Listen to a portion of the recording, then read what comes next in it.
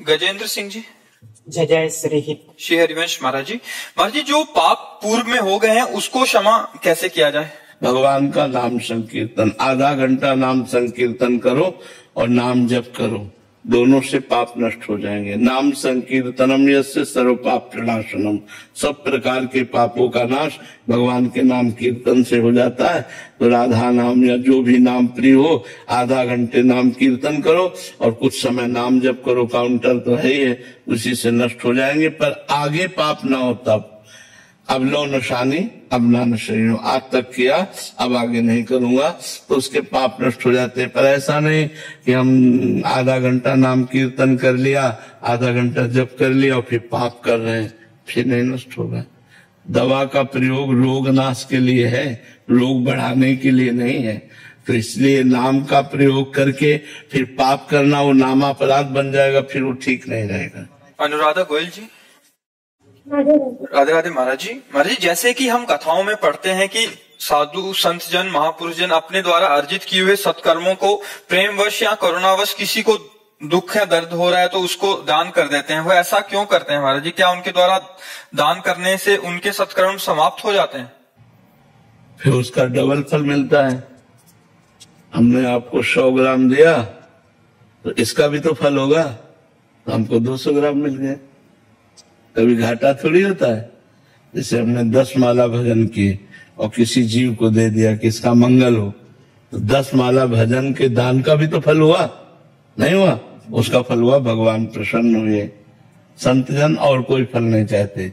जे विधि प्रभु प्रसन्न मन होई, करुणा सागर कीजे सोई।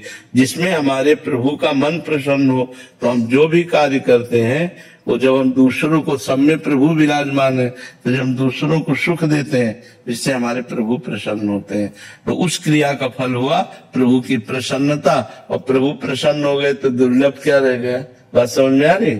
इसलिए संत महात्मा जन अपनी साधना, अपनी तपस्या, अपना भजन सर्वलोक को देते हैं। सर्वे भवन्तु सुखिनः, सर्वे सन्तु निरामयाः, सर्वे भद्राणि पश्यन्तु मा कश्चित् दुर्भाग् भवेत्। सब सुखी रहें, सब निरोग रहें, किंचन मात्र किसी को दुख ना पहुंचे, ये संतों के हृदय की धारणा होती है।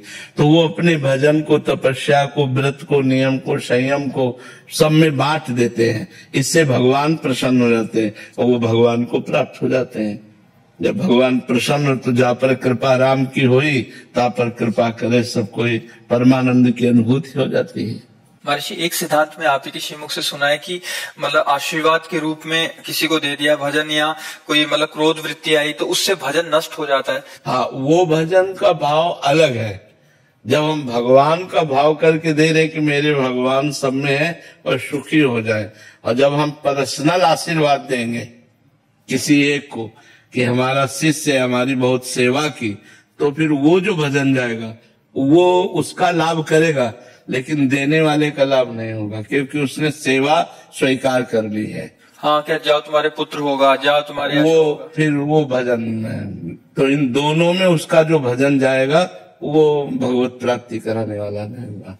आशीर्वाद और शाप, ये दोनों नहीं। तो इसमें हमारी प्रक्रिया क्या होनी चाहिए? जैसे हम किसी दूसरे को भजन दे रहे हैं अपना 10, जैसे आपने बोला भगवान सामने देखते हुए कि हमारे भगवान इस रूप में आए और उन्हीं के सुख के लिए भजन कर रहे, हे भगवान ये भजन आपको सुख प्रदान करे, तो उससे होता। या अगर हम ऐसा भाव ना देख पावे तो ये जीव सुखी हो जाए और इसका फल ये हो कि भगवान प्रसन्न हो जाए, तो वो हो जाएगा। उसमें मतलब स्वार्थ बुद्धि नहीं है कि इसने हमारी बहुत सेवा की, वो आपका पर्सनल राग द्वेष हो गया, तो इसलिए उससे भगवत प्राप्ति वाली बात नहीं होगी।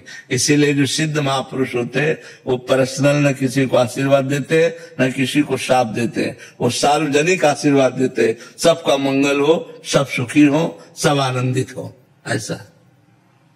अंकिता शुक्ला जी।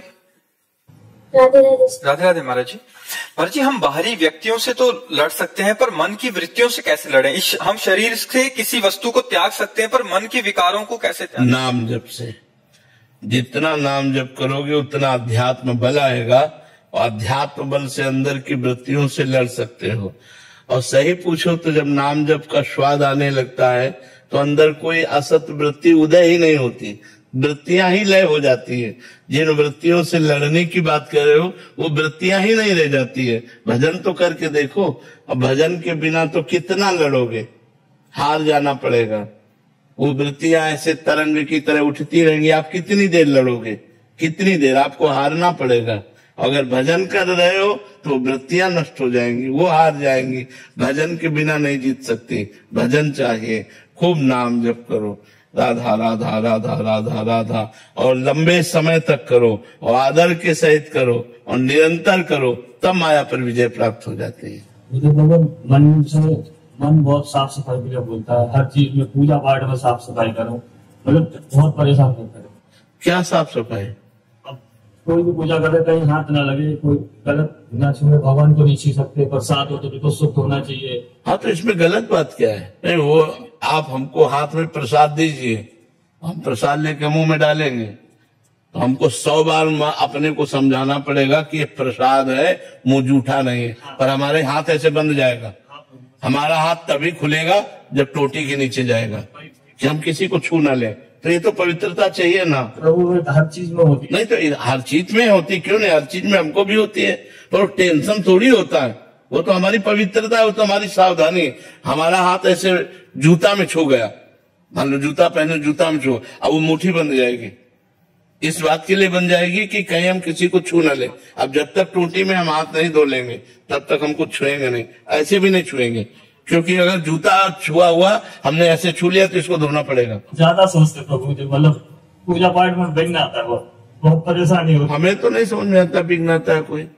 अब तो उसे मान रहे हो, तुमने उसे दिमाग में ले लिया है। नहीं, स्वभाव में अभ्यास में भक्तों के होता है, ये तो स्वभाव में होता है। उसे परेशानी क्यों लेते हो? वो संयम है, वो नियम है, उसको ऐसे धारण करो। वो संयम नियम है, वो हमारी पवित्रता है, उसको ऐसे थोड़ी लेते हैं। ऐसे अब हम निकले, ऐसे हमसे कोई टच हो गया तो हम नहाने गए, ऐसा नहीं है। वो जो टच हुआ मेरा भगवान है। हम अपनी भावना में देखते हैं मेरे भगवान सब रूपों में है। थोड़ा सा विस्तार करना पड़ेगा दिमाग का, थोड़ा सा दिमाग का विस्तार करना पड़ेगा।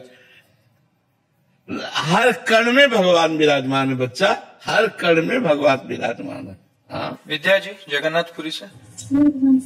श्री हरिवंश महाराज जी, हम जगन्नाथपुरी के निजी सेवकों के यहाँ बर्तन, झाड़ू इत्यादि का कार्य करते हैं। नित्य जगन्नाथ जी का महाप्रसाद और पहनने के लिए वस्त्र उनके निज सेवकों द्वारा ही प्राप्त होते हैं। क्या उसी से बात मेरा है, और तो परम सौभाग्य। मेरे बच्चों का पालन पोषण होता है, तो क्या नित्य प्रति महाप्रसाद पा सकते हैं? अरे ये तो सौभाग्य, महाप्रसाद पाके जियो, इससे बढ़िया और जीवन क्या है?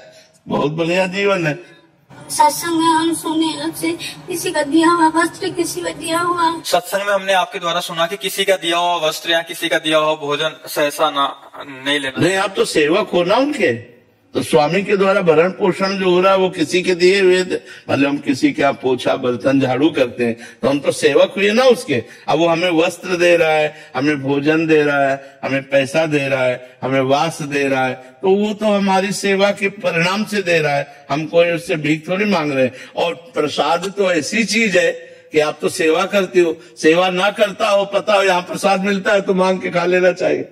हम तो प्रसाद मांगने के लिए हर समय सब तैयार रहते कि नहीं। मंदिर में प्रसाद बट रहा हो, आप करोड़पति हो, तो भी आपका मन कहेगा ए भैया थोड़ा सा हमको भी देना। प्रसाद में तो मांगा जाता है, ये तो तुम्हें स्वाभाविक मिलता है। खूब पाओ प्रसाद। मन में भाव आता है, वो लेना देना रहता है, तब फिर जन्म लेना पड़ता है। नहीं नहीं नहीं, प्रसाद में नहीं होता, प्रसाद में जन्म नहीं लेना पड़ेगा। प्रसाद पाओ, खूब नाम जप करो, बहुत अच्छा है, बहुत सौभाग्य है। प्रदीप जी दिल्ली से। राधे राधे महाराज जी। महाराज जी, क्या हनुमान जी के व्रत का उद्यापन आवश्यक है? ये कह रहे हैं कि हम उनकी भक्ति के कोई मनोकामना से नहीं करते, बट हाँ, मनोकामना से नहीं करते तो कोई जरूरत नहीं, लेकिन अगर मनोकामना और संकल्प से करे तो फिर उद्यापन करना चाहिए। जो संकल्प ले, अगर ऐसे सहज में तो सहज में भी कोई परेशानी नहीं। शेर सिंह जी। राधे राधे महाराज जी।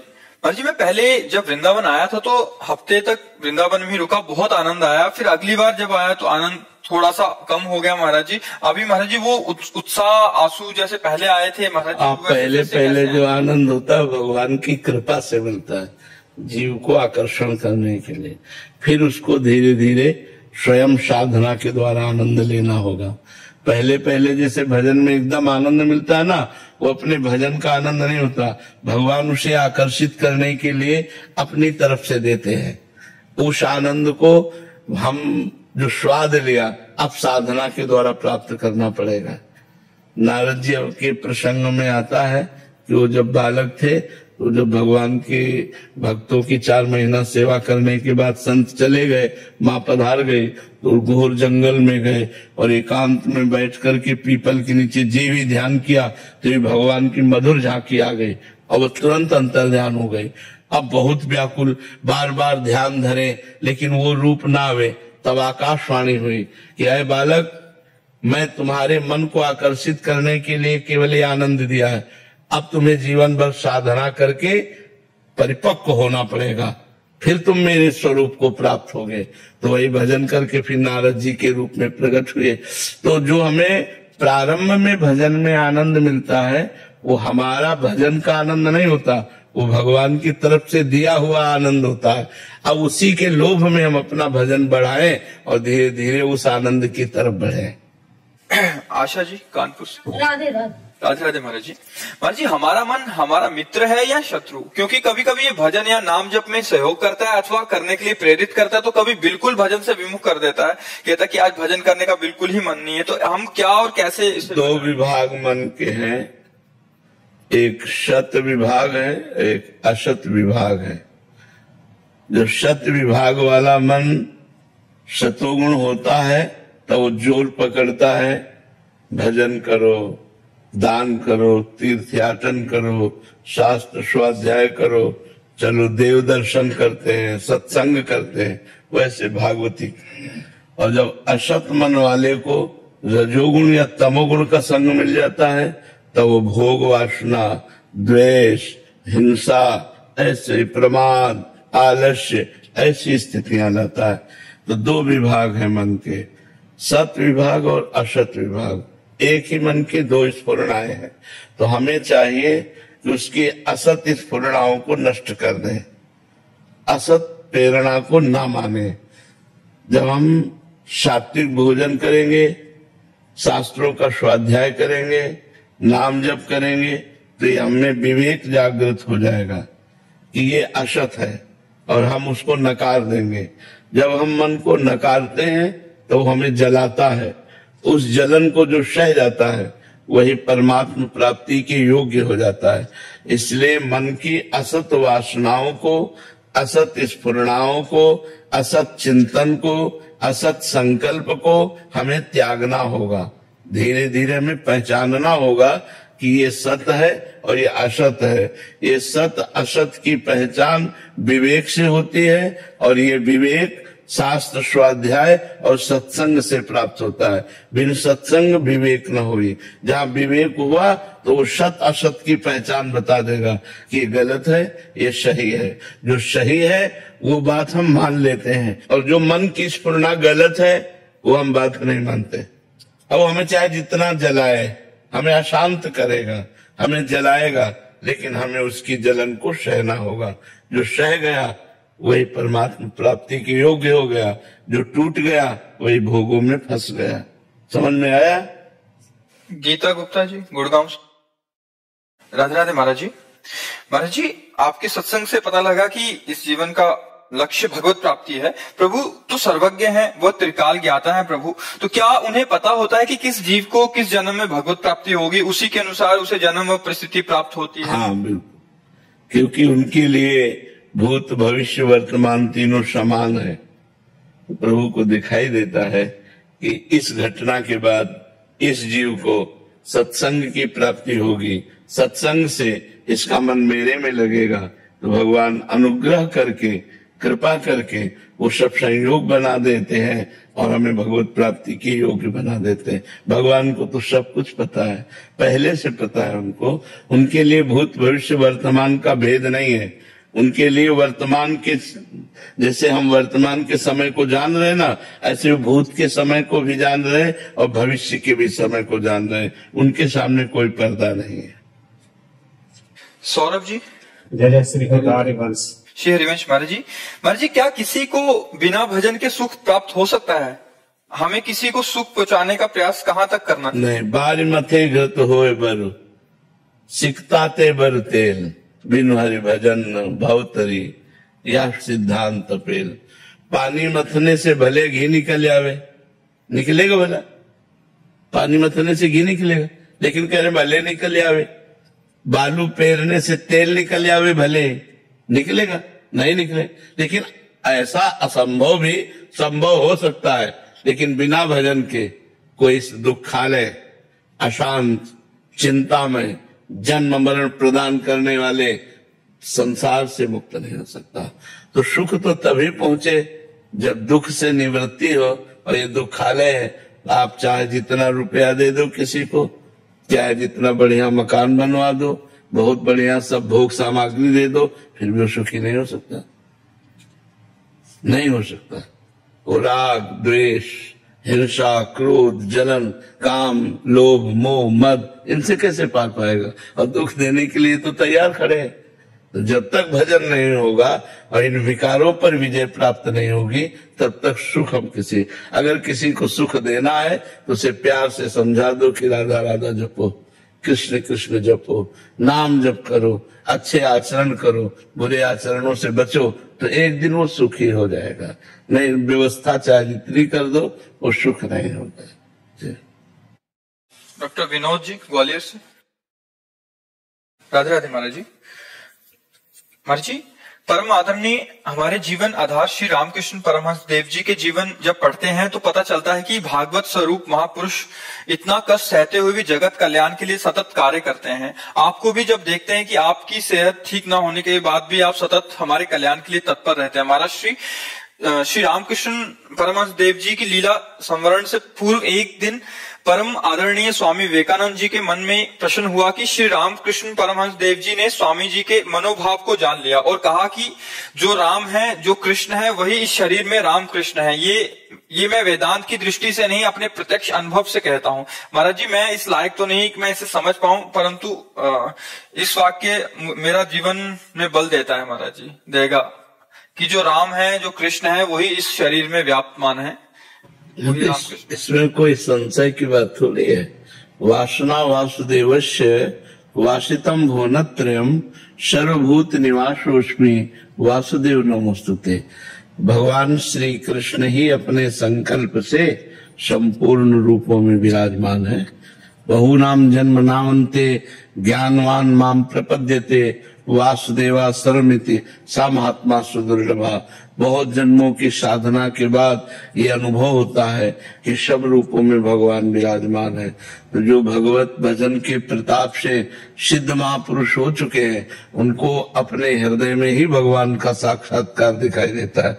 जो अंदर चाहे राम कहो, चाहे कृष्ण कहो, चाहे शिव कहो, वो परमात्मा एक ही है। उसके नाम अनेक हैं और वो हमारे हृदय में ही विराजमान है। जब हमारा भजन होता है और माया, त्रिगुण माया का प्रभाव नष्ट होता है, तो हमारे हृदय में ही उसका साक्षात्कार हो जाता है। तो फिर साक्षात्कार जब हो गया तो जो मैं है उसी में लीन हो जाता है।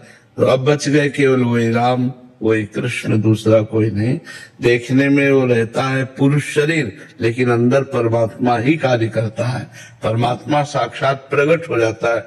वैसे सबके हृदय में परमात्मा है, लेकिन वो माया का पर्दा लगाकर है। लेकिन जो भजन करने वाले महापुरुष हैं, उनके हृदय से माया का पर्दा हट जाता है और भगवान साक्षात प्रकट हो जाते हैं। इसीलिए उनको अनुभव होता है कि अब कहने को केवल शरीर को राम कृष्ण है, लेकिन वास्तविक राम कृष्ण ही हृदय में काम कर रहे हैं, दूसरा कोई नहीं है।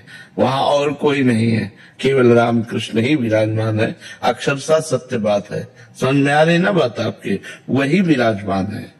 हृदय राम तिवारी जी, अयोध्या जी। राधे राधे महाराज जी।